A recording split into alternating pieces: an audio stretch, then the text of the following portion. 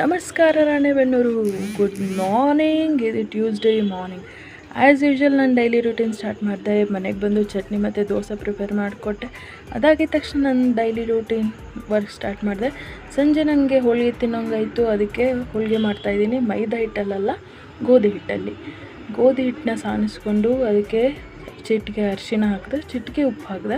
ಅದು ಹಾಕಿ ನೀರು ಹಾಕಿ ಚೆನ್ನಾಗಿ ಮೈದಾ ಹಿಟ್ಟಿನ ಕನ್ಸಿಸ್ಟೆನ್ಸಿಲಿ ಕಲಿಸ್ಕೋಬೇಕು. ಅದು ಹಾಕಿ 1 ಸ್ಪೂನ್ ಆಯಿಲ್ ಹಾಕಿ ಚೆನ್ನಾಗಿ ಅದು ಫರ್ಮೆಂಟ್ ಆಗೋಕ್ಕೆ ಬಿಡಬೇಕು. ಚೆನ್ನಾಗಿ ಲಾಸ್ಟಿಗೆ ಗ್ರೀಸ್ ಮಾಡಿ ಇಡಬೇಕು. ಅದಾಗಿದ ತಕ್ಷಣ ಮಾವಿನ ಹಣ್ಣಿನ ಸೀಸನ್, ಸೊ ಶೀಕರಣೆ ಮಾಡೋಣ ಅಂತ 3 ಮಾವಿನ ಹಣ್ಣು ತೊಗೊಂಡು ಅದು ಚೆನ್ನಾಗಿ ತೊಳ್ಕೊಬೇಕು.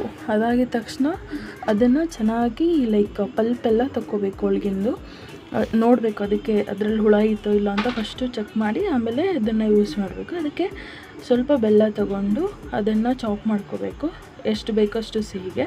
ಅದಾಗಿದ ತಕ್ಷಣ ನಾವು ಮನೇಲಿ ಬನಾನಾ ಹಾಕ್ತೀವಿ, ಸೊ ಬನಾನಾ ಹಾಕಿದೆ. ಆಮೇಲೆ ಏಲಕ್ಕಿ ಹಾಕಿದೆ. ಅದಾಗಿದ ತಕ್ಷಣ ಚೆನ್ನಾಗಿ ಕಲಸಿ ಫ್ರಿಜ್ಜಲ್ಲಿ ಬೇಕಾದರೂ ಇಡಿ, ಇಲ್ಲಾಂದರೆ ನಾರ್ಮಲ್ ಹಾಗೆ ತಿಂತೀರ ಅಂದರೂ ಹೊರಗಡೆ ಇಡಿ.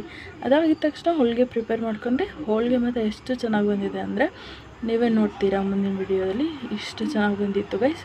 ಒಂದು ಸ್ವಲ್ಪನೂ ಹರಿದಿಲ್ಲ. ಎಲ್ಲರೂ ಪ್ರೊವಿಷನಲ್ ಸ್ಟೋರಿಗೆ ಹೋಗಿ ಹೋಳಿಗೆ ಪೇಪರ್ ತೊಗೊಳ್ಳಿ, ಸಖತ್ತಾಗಿ ಬರುತ್ತೆ ಹೋಳಿಗೆ. ಇದು ತಿನ್ನೋಕ್ಕೆ ಮಾತ್ರ ಎಷ್ಟು ಟೇಸ್ಟಿಯಾಗಿತ್ತು ಗೈಸ್. ಮೈದಾ ಹಿಟ್ಟು ಗೊತ್ತೇ ಆಗಿಲ್ಲ, ಅಷ್ಟು ಚೆನ್ನಾಗಿತ್ತು.